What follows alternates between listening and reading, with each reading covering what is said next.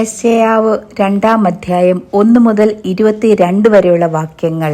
ആമോസിന്റെ മകനായ യെശയ്യാവ് യെഹൂദയെയും യെരുശലേമിനെയും പറ്റി ദർശിച്ച വചനം. അന്ത്യകാലത്തെ യഹോവയുടെ ആലയമുള്ള പർവ്വതങ്ങളുടെ ശിഖരത്തിൽ സ്ഥാപിതവും കുന്നുകൾക്ക് മീതെ ഉന്നതവുമായിരിക്കും.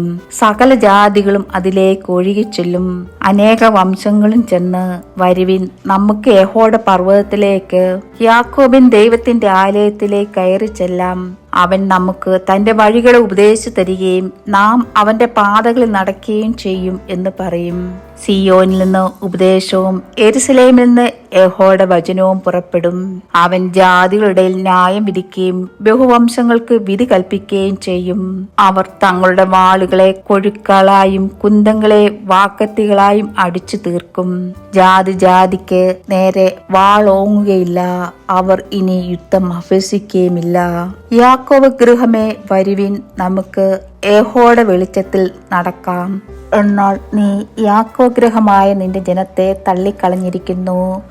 അവർ പൂർവ്വദേശക്കാരുടെ മര്യാദകളാൽ നിറഞ്ഞും ഫെലിസ്ത്യരെ പോലെ പ്രശ്നക്കാരായും അന്യജാതിക്കാരോട് കൈയടിച്ചവരായും ഇരിക്കുന്നു. അവർ ദേശത്ത് വെള്ളിയും പൊന്നും നിറഞ്ഞിരിക്കുന്നു. അവരുടെ നിക്ഷേപങ്ങൾക്ക് കണക്കില്ല. അവരുടെ ദേശത്ത് കുതിരകൾ നിറഞ്ഞിരിക്കുന്നു. അവരുടെ രഥങ്ങൾക്കും എണ്ണമില്ല. അവരുടെ ദേശത്ത് വിഗ്രഹങ്ങൾ നിറഞ്ഞിരിക്കുന്നു. സ്വവിരൽ കൊണ്ടുണ്ടാക്കിയ കൈപ്പണിയെ അവർ നമസ്കരിക്കുന്നു. മനുഷ്യൻ വണങ്ങുന്നു, പുരുഷൻ കുനിയുന്നു. ആകയാൽ നീ അവരോട് ക്ഷമിക്കരുത്. യഹോവയുടെ ഭയങ്കരത്വം നിമിത്തവും അവന്റെ മഹിമയുടെ പ്രഭ നിമിത്തവും നീ പാറയിൽ കടന്ന് മണ്ണിൽ ഒളിച്ചുകൊള്ളുക.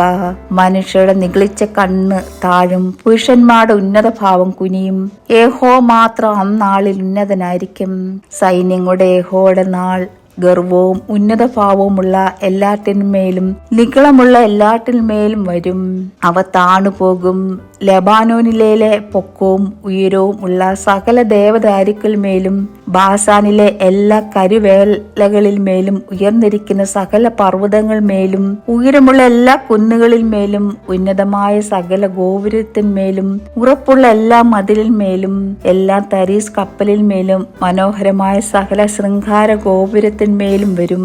അപ്പോൾ മനുഷ്യന്റെ ഗർഭം കുനിയും, പുരുഷന്മാരുടെ ഉന്നതഭാവം താഴും. യഹോവ മാത്രം അന്നാൾ ഉന്നതനായിരിക്കും. മൃത്യമൂർത്തികളോ അശേഷമില്ലാതെയാകും. യഹോവ ഭൂമിയെ നടുക്കുവാൻ എഴുന്നേൽക്കുമ്പോൾ അവർ അവന്റെ ഭയങ്കരത്വവും നിമിത്തവും അവന്റെ മഹിമയുടെ പ്രഭ നിമിത്തവും പാറകളുടെ ഗുഹകളിലും മണ്ണിലെ പോതുകളിലും കടക്കും.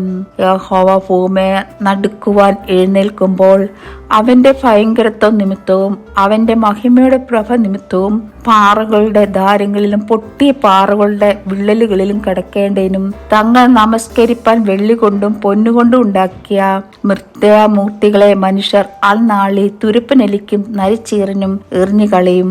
മൂക്കിൽ ശ്വാസമുള്ള മനുഷ്യനെ വിട്ടൊഴിവീൻ, അവന് എന്തു വില മതിപ്പാനുള്ളൂ. ദൈവമേ, സ്തുതി നിനക്ക് യോഗ്യമാകുന്നു. ബാറയ്ക്കുമോ.